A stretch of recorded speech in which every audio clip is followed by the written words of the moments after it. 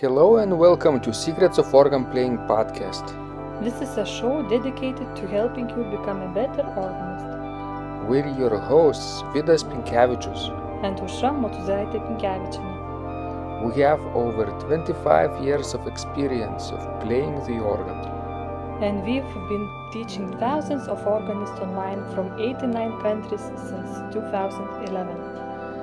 So now let's jump in and get started with the podcast for today. We hope you'll enjoy it. Hi guys, this is Vidas. And Aušra. Let's start episode 659 of Secrets of Organ Playing podcast. This question was sent by Eduardo, and he writes, "Greetings. Recently I found about historical improvisation and stumbled upon your dissertation, Improvisation of Keyboard Preludes in the Style of JS Bach, a practical method comprising techniques derived from selected keyboard works.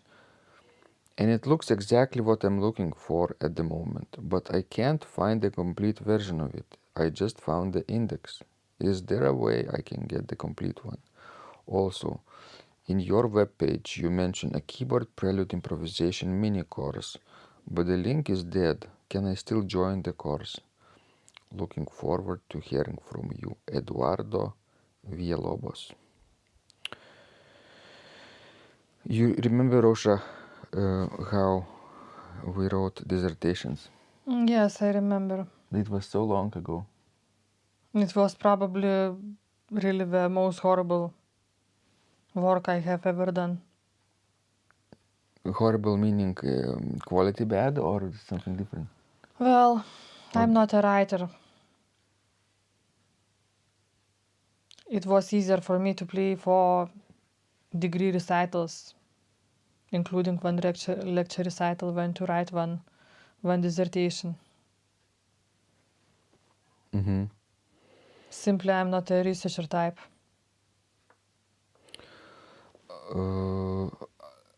I was kind of lucky that I was able to select pedagogical approach for my dissertation, and you were my guinea pig. Remember? Yes, I remember. You tried my exercises. Yes, some of them. I think I stuck at the beginning. I haven't finished them. Right. But I think you selected a good approach because I heard from other people who said nice things about your dissertations. And if Eduardo wants to get it, I think all of them are stored in the United States, in one place where you can order any of the dissertations.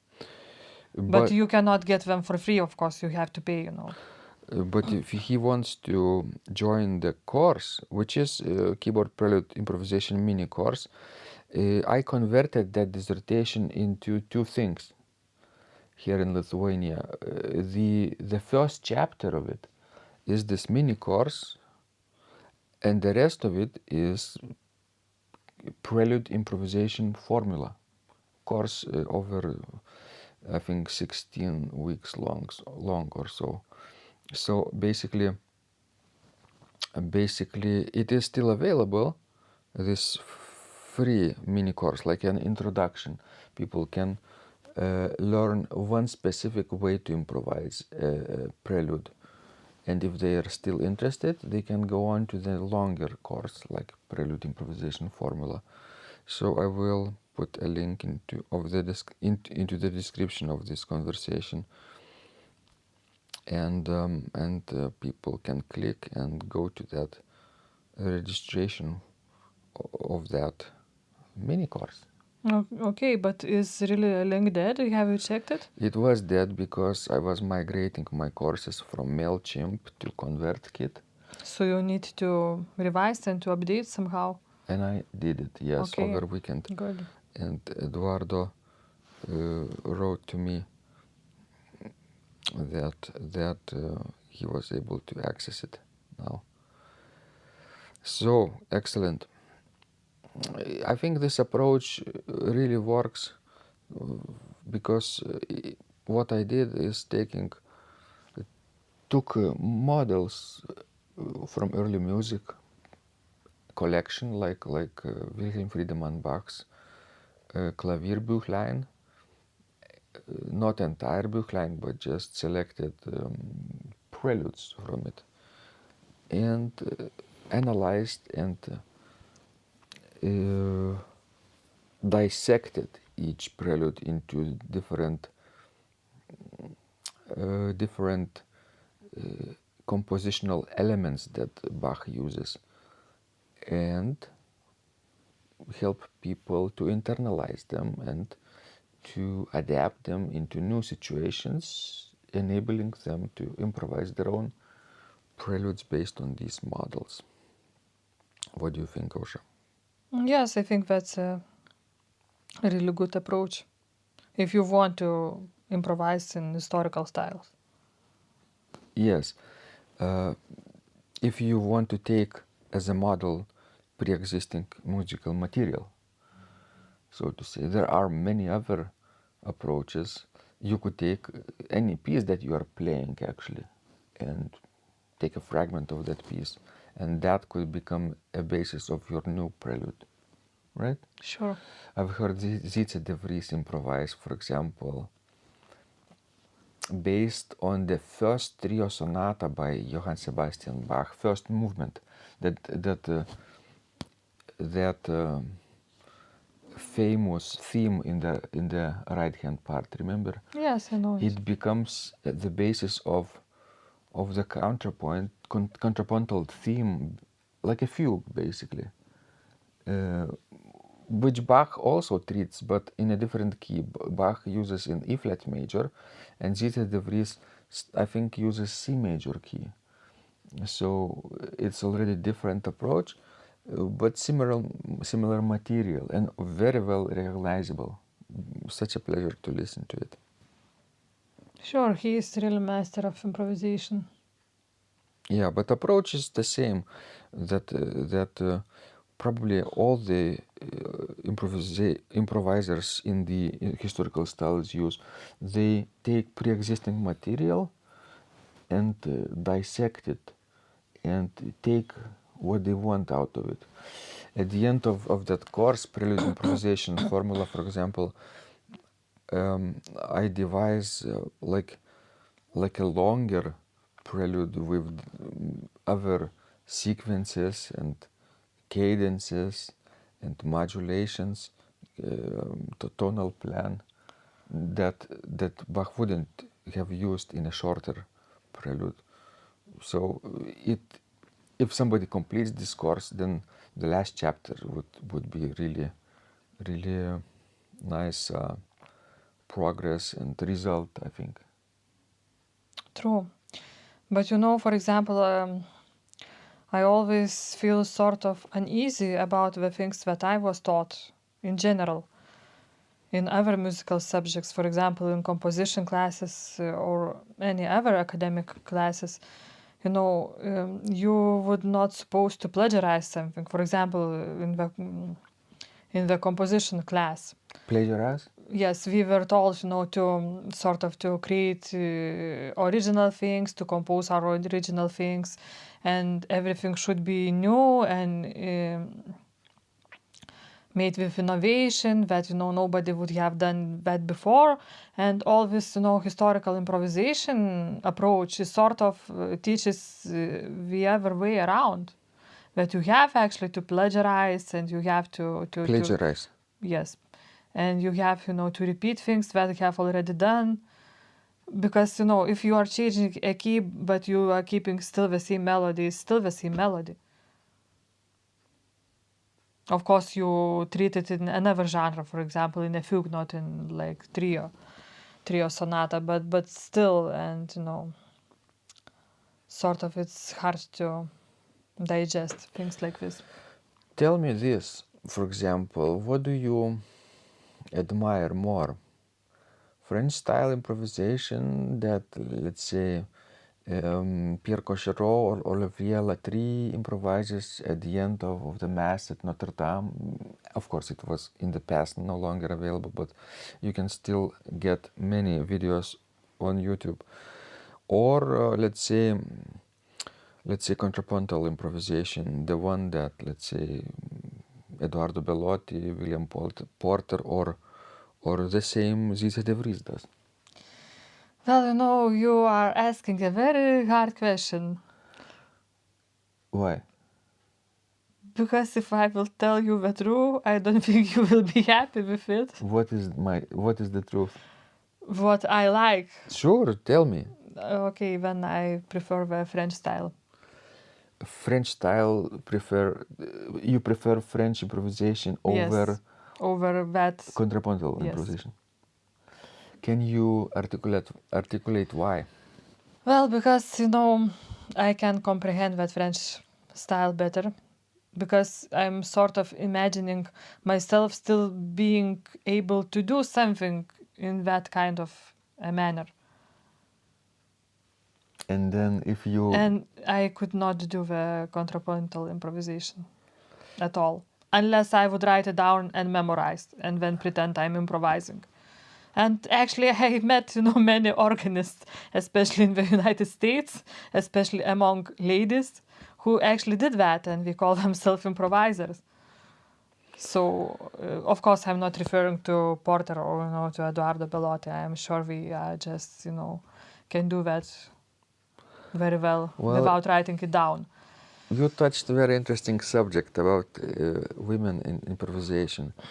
Over this year, I think, and the last year, there have been a series of articles in the American Organist magazine, TAO, by Pamela Reuter-Finstra, our former professor, and she interviewed many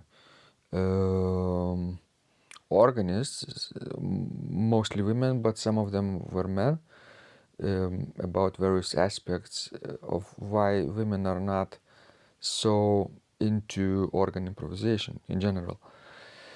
And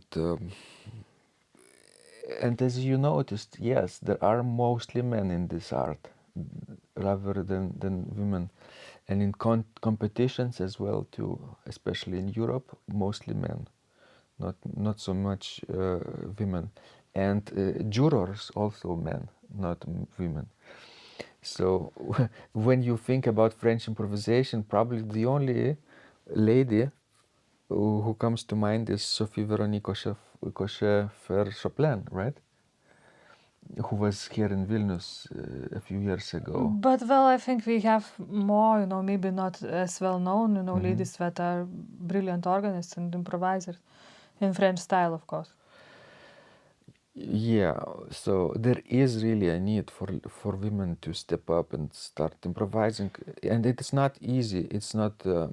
It doesn't have to be sophisticated at first. That's the big hurdle that everybody has to understand.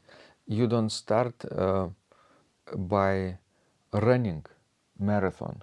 You start by probably crawling on the floor, then you stand up, or sit up actually, then you stand up, then you start walking, then you start running a little bit, like 100 meters, then half a mile, then 1 mile, then 5 miles, 10 kilometers, 20 kilometers, and then entire marathon. It's a lifetime of achievement, probably lifetime journey.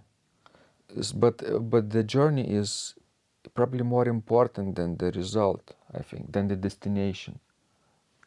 Don't you agree, Osha? Yes, probably you are right, but it would be very hard to start that when you are, sort of at your middle age. Because I think we were just taught from our childhood really in a very different manner. Because we grew up in the Soviet times when, even word improvisation would, could cause you a trouble. Because improvisation was sort of connected to jazz, and jazz was connected to United States, and United States was sort of complete evil. Yes. And there were no way that we could learn how to improvise as a kids. And we were taught strictly by the rules. And I think that if we have spent as much time, learning to improvise as we spent learning a real repertoire, we would be, real masters at improvising, probably in any given style. That's what JS De Vries did as a kid. He took a hymnal, he said in one of his interviews, and multiple interviews probably, he would open a hymnal and start playing those psalms, Genevan psalms, in one key and another key, transposing, probably very simple at the beginning, but as he progressed, he became more fluent with it.